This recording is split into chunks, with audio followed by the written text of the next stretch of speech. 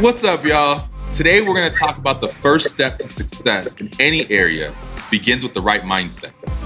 Wealth is as much about the mindset as it is about the money. Today we're going to be talking about the mindset of the people who've accumulated significant wealth. From what we've seen, building a wealth mindset is about cultivating a positive relationship with money. And these individuals tend to share certain traits, certain patterns of thinking and behaving. And we're going to dive into some of that today. Of course, I have my wonderful co-host with me today, Miss Julia Lachey and Mr. Hey, Uncle Emrick. How you guys doing today? doing real good, Daniel. Great. Living the dream. Living the dream. Excellent. So I want to start this out by just talking about with the two of you guys. What are some common characteristics of the mindset of the wealthy that are different from the average person? What do they think about different? How do they process different? I'll start. I think you say, what do they think about? Well, money, right? The mindset of the wealthy are thinking about money and generally a long-term strategy. For example, I know that we all use a net worth tracker. And so when I'm thinking about what I'm spending my money on, when I'm thinking about, what investments or purchases I'm going to buy, even if it's just a purchase at Express or I'm buying, some clothes, I think of the impact, the long-term impact that would have on my net worth. And I would imagine that people who have a wealth mindset or the mindset of the wealthy are strategically thinking long-term, even about the short-term tasks that they're doing on a daily basis. Yeah, absolutely. And I think to kind of piggyback on that long-term vision, I feel like there's always a 5 or 10 year plan that's being put in place. They're constantly thinking about their net worth and how this investment or how this cash flow is going to change the trajectory of where they want to go. And I know for me, it was difficult for me when I was younger to really understand outside of 6 months, 12 months, and the decisions we made and how that looks at long-term vision. Emmerich, what are your thoughts on that? Well, here's one thing that I learned because I come from a different place, and wealthy people visit their money on a regular basis. They understand where their money is. They understand the wealth tracker. They understand what's coming into and going out of their accounts. And I believe that's a big difference because when you visit your money on a regular basis, you know where it is. When you don't visit your money on a regular basis, you don't know where it is. So you can't track anything. And that's just huge right there. The whole idea of visiting your money every day. Yeah, I love that. I think we always hear that term where you have money burning a hole in your pocket, right? Got to spend it, got to get it out. hmm I love that term, visiting it on a regular basis. Now, Emmerich, how do you see like cultural or societal factors impacting the mindset of wealth building? Here's the deal, right? Cultural impact. The reality is that when you don't have money, you don't have anything to track. When you live in paycheck to paycheck, day to day, what are you really tracking? Just like you said, money burns a hole in your pocket. Money in, money out, and then we become the conspicuous consumer because when we don't have that relationship with our money, we're so excited to get money. Then that means we're excited to spend money. And you're saying that comes from society, or does that come from somebody's environment? D Or all of is it the the same thing? Yeah. D all of the above. Yeah. Okay. Okay. Yeah. It can be societal, it can be cultural.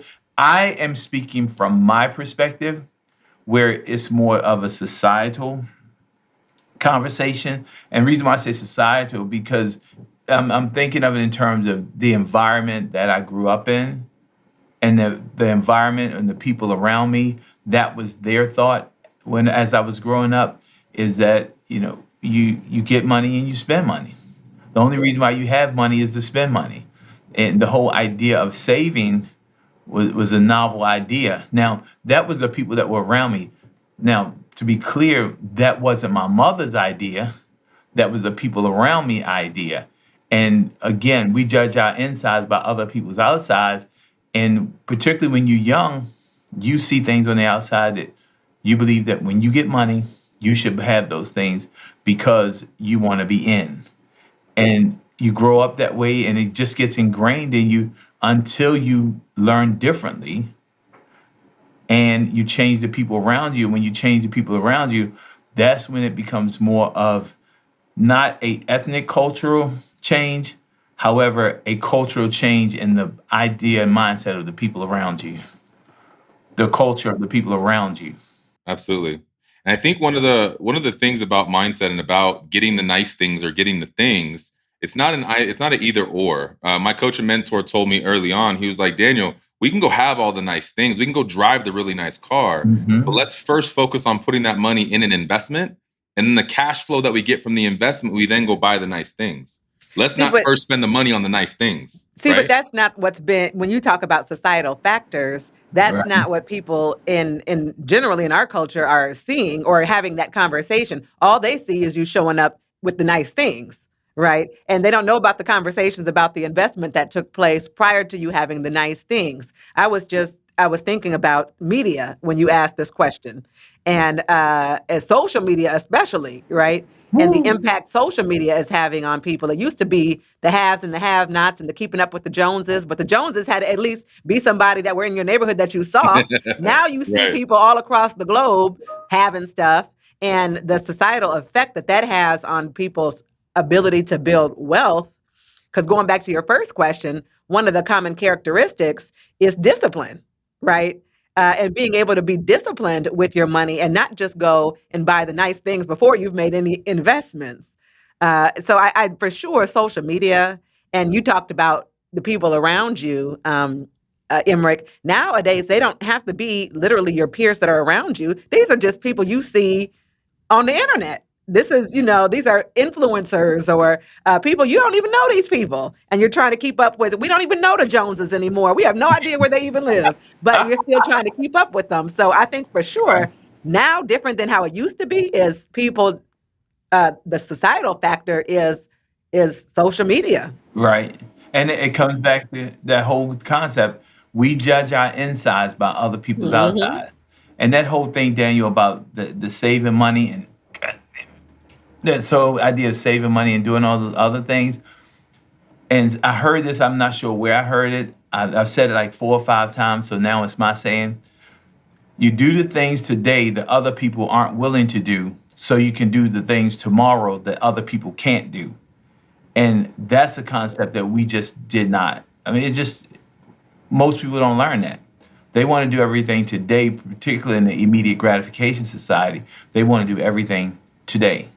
Now, I used to hear that saying, Emmerich, but it wasn't in relationship to money. My parents used to say it about getting my homework done because I wasn't going to be able to go outside and play until I got to do the things whatever the saying was you just said, that was in relation to homework, not in relation to money. Okay. Well, I think too, like the social media puts a lot of pressure on us to keep up with the Joneses or our friends' friends, the people that we're connected with, and try to do the things they're doing or look good online rather than making sure that our financial house is in order. Now, I think it's hard for some people to conceptualize how, okay, well, I don't know what I can invest in that's going to create cash flow. So my rule of thumb when I first started with a lot of this was my rule of three. If I could afford three of them, then I'm okay to buy one of them. If I can only afford one of them, then I gotta get more money before I can go make that purchase. Because if we have what we call reserves or extra money in the bank, and that $300 or $400, $5,000 purchase is not going to hurt you, and you're still going to have a lot of money in the bank, our mindset is about running that account down to zero. That's interesting. I've never heard that rule of three. I used to say if I can't pay cash, I can't afford it. Because I'm not going to put a bag on a credit card, right? I'm not going to put, but if I can't pay cash, I can't afford it, and so I just didn't have a whole lot of stuff. Well, yeah, you know what? That's another lesson, right, Julie? You say that, and I'm only saying this because you brought it up. I'm not picking on women. You put a bag on a credit card, or whatever you put on a credit card. It costs $1,000. By the time you get finished paying off the credit card, it costs you $2,000. So why do it? And again, Well, it's immediate the instant gratification. gratification. It's Yeah. that not being able to be disciplined enough to wait. That long term goal setting that we were just talking about. Yeah. And I think having that long-term vision and long-term goal makes these decisions a whole lot easier. If we're tracking, I always say what you measure, you move. And if we're measuring how much money we have or don't have for that matter, and compare that to where we want to go, it makes a lot of these decisions a lot easier for us with not putting that money, not buying that bag, not putting it on the credit card, and getting back to that self-discipline piece. Now, Julia, a lot of people are afraid to take risks, though. So they won't pursue their dreams or certain opportunities. How do people with a wealth mindset manage that risk taking? And what kind of role does that play in their success? In order to build wealth, there's going to be some level of risk involved. You have to determine what level of risk you're comfortable with, and get past, the fact that if you plan to build wealth long term, there's going to be some risk involved in doing that. Now, to what level? I am not a gambler. Okay. I remember, I'll never forget, I went to the casino with my friends Momo and on my 18th birthday, and we played bingo. I paid $20 for that bingo card, and I lost. And I never gambled again in my life. I just can't give you money that just doesn't go anywhere. And I literally had that mindset ever since I was 18 years old, because I was really upset about that $20 bingo card. And I felt like the investing you're talking about was too big of a risk for me.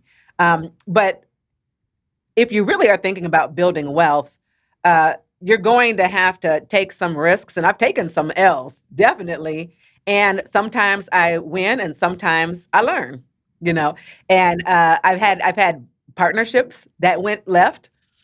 Good learning experiences. I've had investments that I've made where somebody ran off with whatever the thing was, or it didn't work out.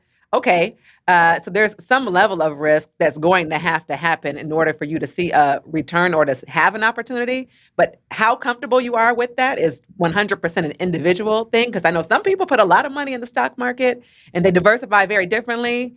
I'm not into that because, like I said, I lost $20 at bingo, and that set my foundation for life. I'm good on the risk taking. But there's absolutely no way that you can just put your money in a savings account and be like, this is a safe spot, and think that you're going to build wealth with a 3% or a 4% interest rate. And that's good. If you found a 3 or 4% interest rate, right?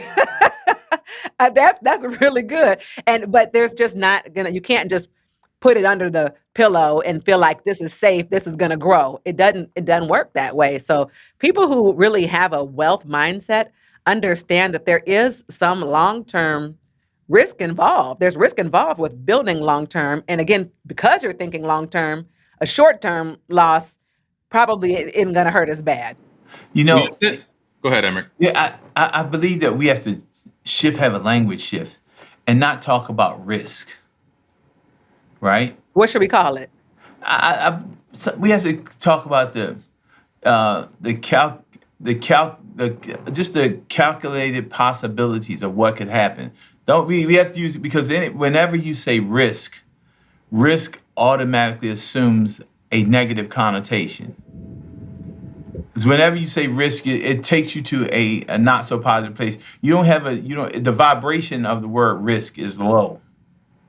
For some people, I look at risk and that actually gets me excited. Okay. Opposite of Julia, I'm the gambler. Okay. I will gamble on as many things as we possibly can gamble on. We'll take over under how long this episode is going to be, and we'll put some money on the side on that. Like that. So I think risk can also empower people to want to be able to create more and have that risk and have. I think some people are adverse to risk, and I respect that. And I think some people get invigorated with risk. And I would venture to say that Daniel probably feels that way because he's taken a lot of risks and they've worked out well, right? And so, but if you never do it, also you never have that experience. I posted on Instagram, I think last week, it says take the risk or lose the opportunity. So you can't just sit still like a sitting duck because you're scared to move. You don't know what's happening or you're going to lose. You have to move, right? Like you have to make a play.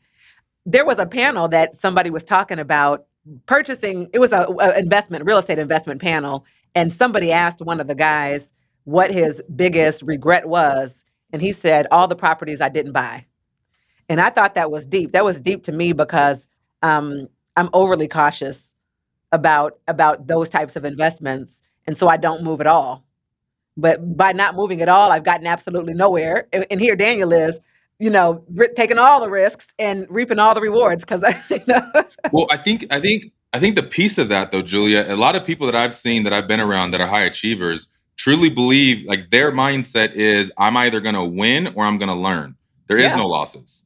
And so if you have that kind of mindset around, no matter how bad a situation is, there's something to take from it that we can learn. Where now we're not having that victim language about I lost. One of the best things I do is I go to Vegas and I blow money. And every time I come back and I lose my tail between my legs, I come back and work a little bit harder every week. We'll come back like, all right, guys, we got to increase conversion. Hey, what's happening with that pre-approval over there? We got that listing going live. We probably need to drop the price. Like it invigorates me. Daniel sounds like a rap song. Go ahead. But you know what, Dan? And there's also that thing called the calculated risk, Yes. where we just have to understand that Yeah. a risk is only a risk if you haven't done your homework. That's right. You know what? You're right, Emmerich. People use risk as a strategy, and I think that's kind of what Daniel's saying is risk taking is a strategy. Now, if you have no strategy, like you're saying, Emmerich, if you are just randomly just doing stuff, that's dangerous. But a That's calculated reckless. risk, That's yeah, dangerous. That's reckless. yeah, Now, those are some really, really good points. And I mean, I think a lot of the mindset of the wealthy is about abundance. I mean, Emmerich, what do you like? How does abundant mindset play in the role of financial success? Like, how do you have an abundant mindset versus a scarcity mindset?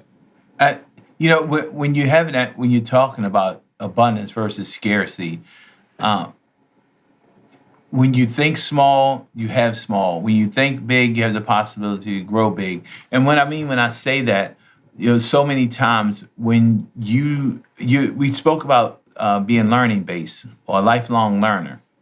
The more you learn, the more you understand what's available to you from an abundance perspective. And the less you learn, you always operating from a limited perspective. And so when you're in that limited perspective, scarcity, you're so busy trying to keep what you have. And I'm going back to my childhood. I'm going back to my West Baltimore days. We didn't have very much. And so since we didn't have very much, our thought was that we have to keep everything that we have. And if we keep everything that we have, we'll be able to do everything that we're required to do. Mm-hmm. Now, on the flip side, when you think of abundance and you say, I'm going to open up and I'm going to have the ability to use everything that I have for a multitude of reasons or ways, then I have the ability to receive a multitude of avenues, or I have the ability to pursue a multitude of avenues in the things that I do. And when we talk about scarcity versus abundance, it also comes back into that whole risk conversation. When you're risk adverse, you're thinking from scarcity. When you're looking at a calculated risk, then you're more apt to go to an abundance frame of mind because you understand that there's more there for you. And based on your homework, you have the ability to get more because you understand more. Does that make sense? It makes sense, but let's go all the way down to square one, Okay. right? How do you create that mindset of abundance? Like, how do you think that if you're trying to hang on to everything that you have, Right. how do you train yourself to think about all the things that you can also have? It's about being learning based. When you understand the world is bigger and life is bigger than what's in front of you, then you understand that there are more opportunities that you can take advantage of that are in front of you. And You know what this reminds me of? The scarcity and abundance conversation. It reminds me, I had a client, she wasn't really a client. It was just a lady I had met and she wanted to buy a house. And this actually applies to so many people where she was receiving government assistance and she wanted to do more. She wanted to get a different job. She wanted to have some additional revenue. But if she gets the additional revenue, well, then they cut off the services. So, and she needed those little bit of services. So she would never take the step to do the job she really wanted to do that might work out. Because if she made a little bit too much money, but not enough money, right? Then she wasn't going to get the little bit that she was getting. And I've seen so many people be caught in that revolving door of, I need to hold on to this little bit. They'll take my little if I strive for more. Well, you know what, Julie? That's the same thing with an employee mentality. I've heard people say, I don't want to work overtime because they're going to take out more taxes. Well, the only reason they can take out more taxes is because you're making more money. So rather, if they take you make $1, and hypothetically speaking, they're going to take 30 cents. So you don't want to make 70 cents because you're going to have to pay them. You don't want to make 30. You don't want to make the extra dollar because you have to pay them 30 cents, which ultimately means you're going to make 70 cents more than you would have had you not worked. And that's that But mindset it again. keeps people, pinned down. It's really I mean, I remember when I was a broker at a real estate company, and the owner of the company came and gave me $1,000 bonus on my check. And I went and said, you got to take the $1,000 off the check because I got to submit my check stubs to daycare services, and they're going to cut off my daycare if I made $1,000 too much because I'm already at the line, right? So, and he started paying me my bonus in cash because, and that was really my mindset was I can't make $1,000 more. This is going to be, they're going to take. It was a scarcity mindset. They're going to take the daycare rather than. In fact, if I do even better, you'll give me more than $1,000 bonus, and I have an opportunity to build a lot more money. But it's very difficult when, like you said, we got to make it off this little amount we have. And it goes back to the risk taking. Now you're asking me to take a calculated risk that I'll make enough to be able to sustain my own self, right? It's just a vicious circle that people go in, and it does require Daniel's first question, which was, how comfortable are you with risk? Are you going to be, but in order to get out of the cycle, you have to have some risk taking. Well, and again, societally and culturally, a lot of times we've been trained to be risk averse, and that creates a situation where you become a perpetual employee. That locks you into that employee mindset pretty much for the rest of your life. Or on welfare. You're perpetually Yeah. on welfare because the same reason I just said, I don't want them to take my daycare assistance, so I don't want to make any more money. But and then if he giving you that extra $1,000, and let's say he gave you that extra $1,000 5 times a year, that was an extra $5,000. The daycare supplement was only $2,500. So if you could have taken the $5,000, paid the $2,500, and then $2,500 ahead. That sounds risky, and I wasn't thinking that far, right? Like, I think what we're missing in this conversation too, though, is having mentors and coaches and people around us that can show us and help us understand another way of looking at slicing the pie, right? Like that ambition comes from your circle of people we're surrounding ourselves with. And how much are we leaning into each other and teaching each other? I mean, if you had somebody, Julia, saying exactly what Emerick just said, that may have been a completely different mind shift for you to have your wealth creation happen so much faster and so much sooner because we're looking at things through a different perspective. yeah, definitely. And again, I'm glad that's why we're having these conversations with our community because I didn't have that. Like a lot of people don't have that. And I didn't even have that podcasts weren't a thing way back then, right? So I didn't even have a podcast to tune on to listen to a Daniel or Emerick tell me and do the math and say that don't make sense, You are the sum total. What is it? Your 5 closest friends are your real wealth determinants because your 5 closest friends, whatever your wealth level is or your aspiring wealth level is, just take a look at your 5 closest friends and you're going to be real close to where they are. And that's what you're saying, Daniel, about the mentors. You bring these people into your life, you change the people you're around, you change the culture of the thought of the people around you, and the magic happens. And again, that comes back to being learning based. So When you think about your circle, I always say who in your life is fanning your flame.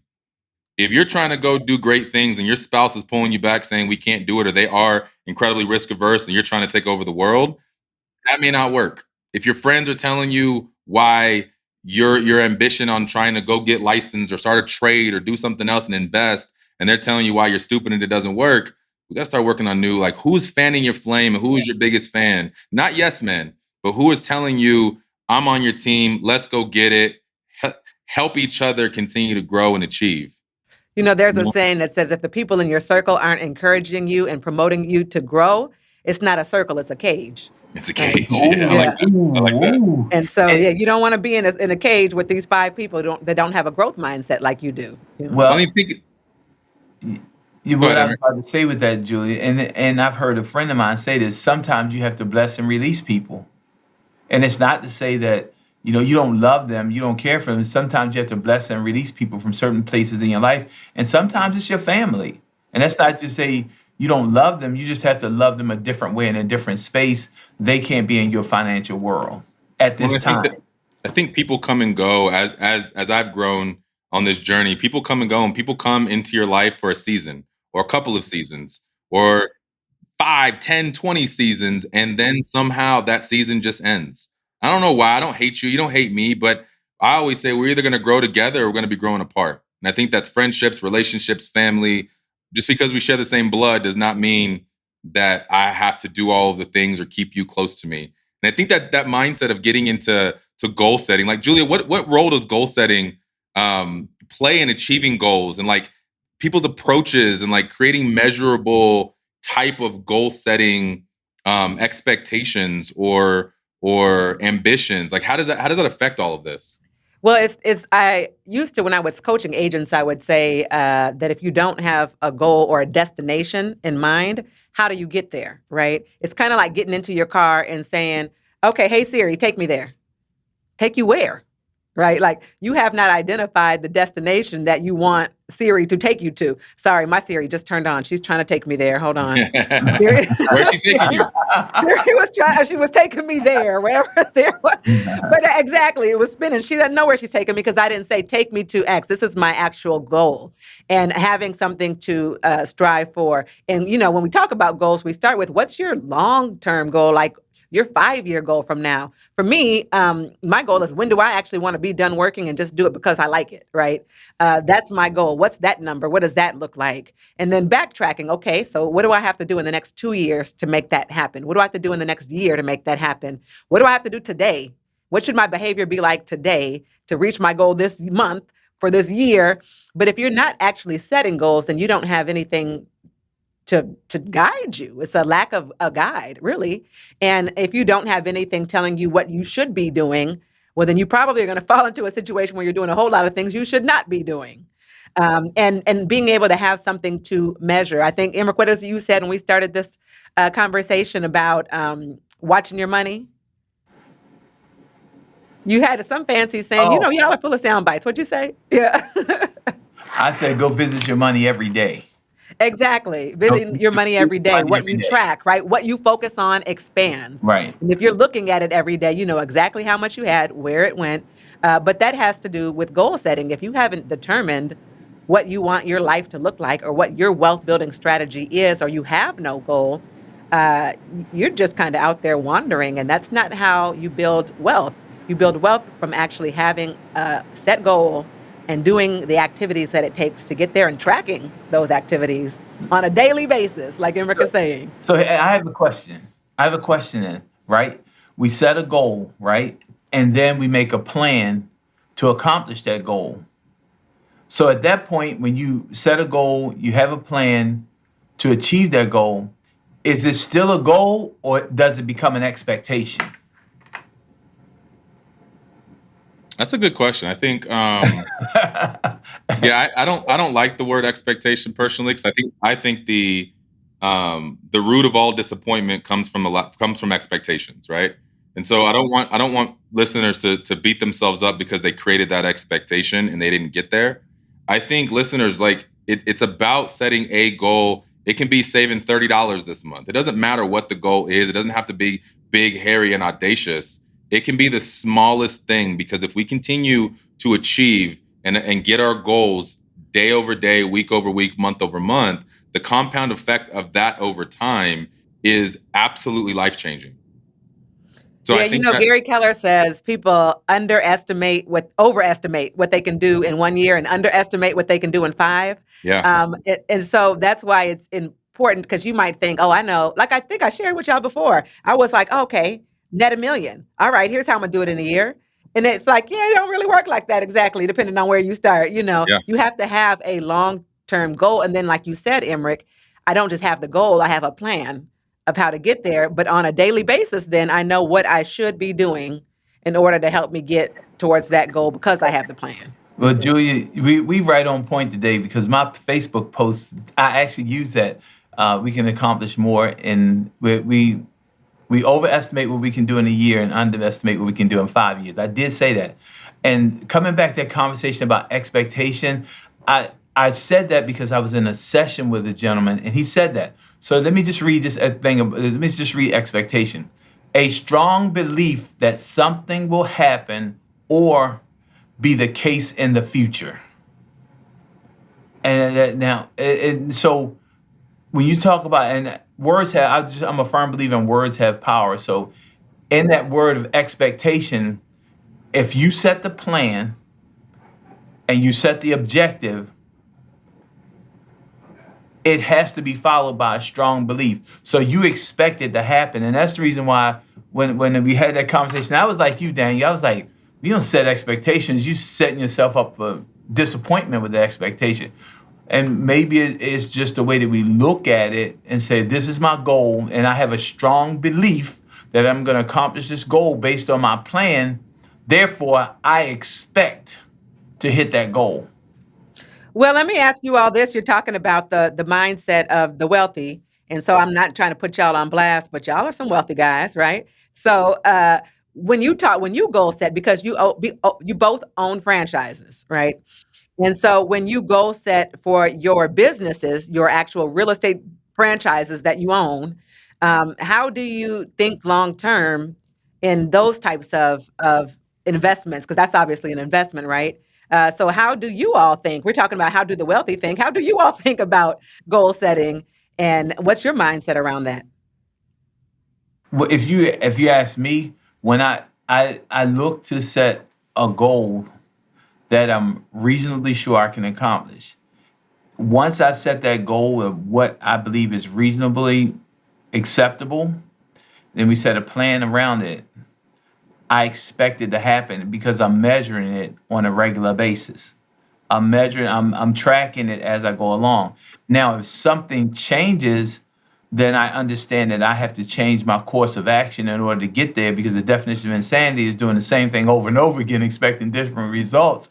And so with that in mind, that goal has a plan behind it, has actionable items. And the question is, how committed are you to the actionable items to accomplish that goal? Now, I think we're going to have a whole nother episode just built only around goal setting and understanding how do we chunk it down? How do we think big, but then focus on the day-to-day type of goal to achieve the big long-term goal? For me, myself, I love goal setting. Goal setting is like that's my jam. I was going to start by saying that when you asked about goals, and I was about to say, that's my jam. That's my jam. I love dreaming. I love thinking about all the things that we can achieve and the life that we can live, and being a servant leader and all the people that I can impact on the journey of achieving more. But for me, goals are I focus on the habits that need to get done to achieve those goals. So I'm looking at how do we put the parameters inside of the goal that almost like guardrails. Think about bumper lanes when you're bowling. That way I cannot fail. If I just go ahead and do these things, I cannot fail. I will just naturally reach my goal. So an example of that, in our business, we focus a lot on leads in and appointments met and pre-approvals. If we do those things at a really, really, really high level, we're going to have the closings that we need to make the money that everybody desires. But we don't focus on the closing. So I'm big on the habit piece. Who do I need to become? What habits do I need to let go of? What habits do I need to now lean into more to be able to keep on track, to be able to achieve that thing?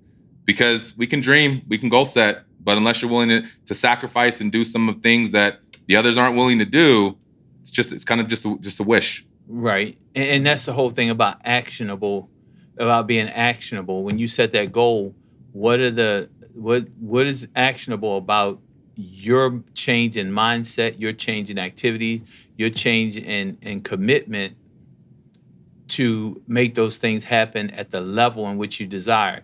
Because you can't go into it half-hearted. If it's the goal, you got to go all in.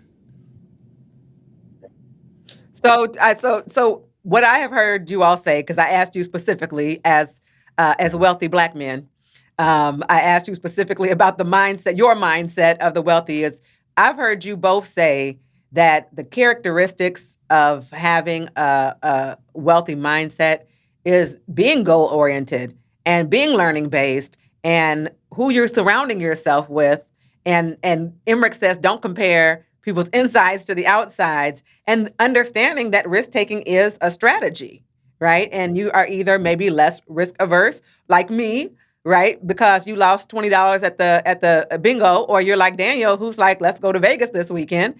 You understand the strategy, and you have and you have goals though that you've set, and you have, more importantly, you're disciplined. It sounds like, around actually what you do on a daily basis to reach those goals. And I know that because we started this podcast late this morning because Daniel needs to go to the gym every morning, right? Like Daniel is disciplined about the gym because I assume and I imagine you probably have some goals around that, right? So that's what I heard you all say. Did I summarize your wealthy mindset correctly? Well, you did. And that whole thing about being risk averse, let me make this perfectly clear. I have not always been risk averse, right? I mean, I have been risk averse for a long time, and I'm still in therapy on being risk averse. When it comes to things that I have minimal control over, I become more risk averse. And what I say when I say that is that when it comes to things that I can't really truly calculate the loss for me, I have a tendency to withdraw. And so therefore, and I'll be I'm being transparent. I have underachieved in a lot of places because of not willing to be, of being risk averse and not willing to just open myself up for exposure to a lot of things. I believe that's like human error, and maybe I'm just putting a lot of extra pressure on myself around some things. However, I recognize that, and I'm in therapy to get past that point because there's a different level of wealth that I probably could have achieved had I not had that. I'm going to call it a limiting belief or a limiting mindset. And it comes back to a previous conversation that was ingrained in me at an earlier age that I just have not been able to shake yet. Does that make sense? Mm-hmm. Yeah, definitely. I just haven't been able to shake it yet. As we wrap up this episode, you guys, like what advice do you have for individuals that aspire to achieve financial success and developing a wealthy mindset? What steps can they take? What are some of the things that they should be doing to be able to go on that journey of really changing your being and changing the trajectory of your life?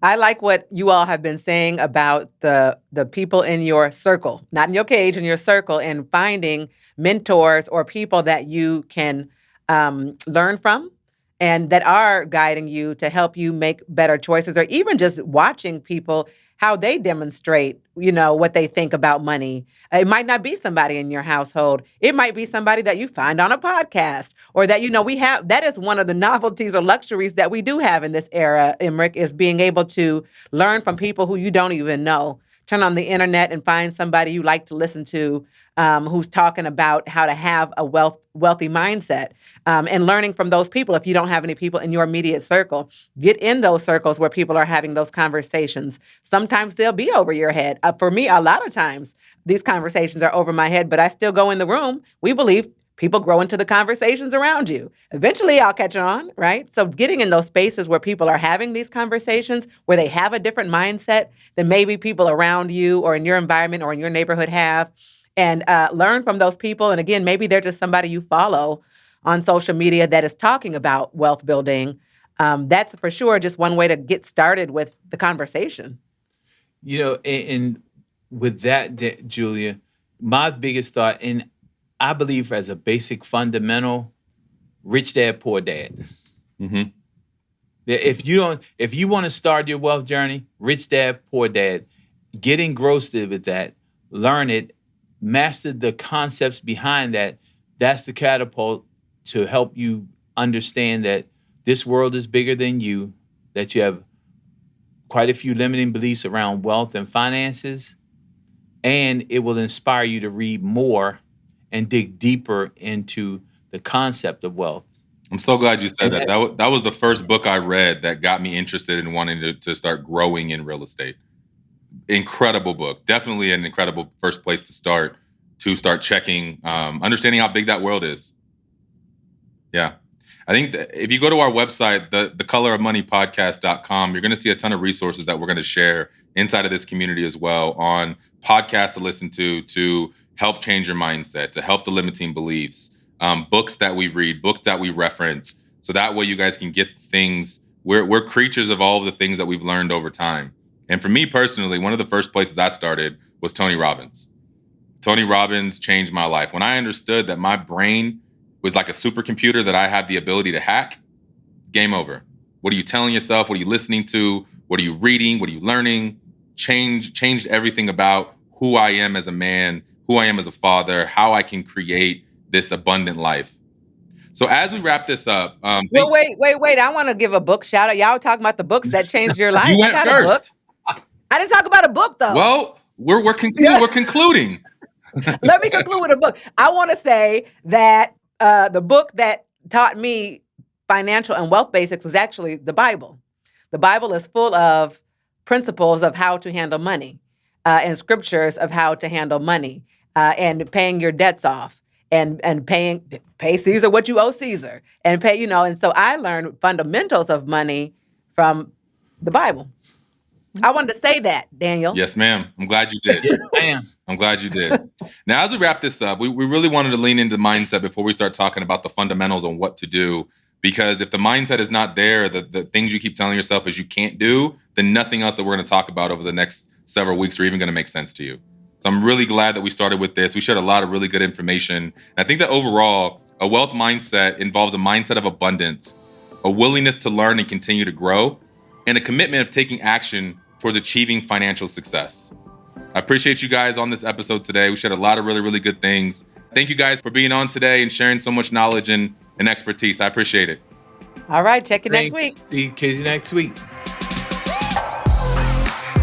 Follow the Color of Money podcast today and get notified when new episodes are released weekly. Be part of this transformative listening experience.